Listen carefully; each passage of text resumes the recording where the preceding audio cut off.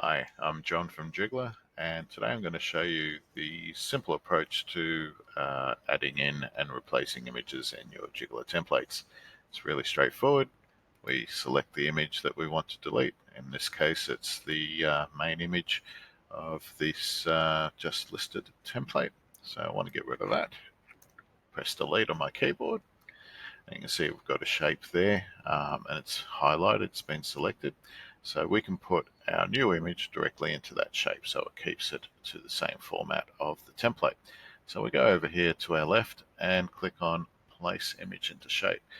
Now, you have to make sure that the item or the shape is selected for that to pop up. So just remember that. Click on the Place Image into Shape. I'll pick an image, insert into shape, and voila, it's as easy as that. And the same applies to any other image in a Jigglar template. Even this blank one here, delete that, place into image. I'll pick this lady here, insert, and there we have it. Nice and easy. Hope that was helpful. Cheers.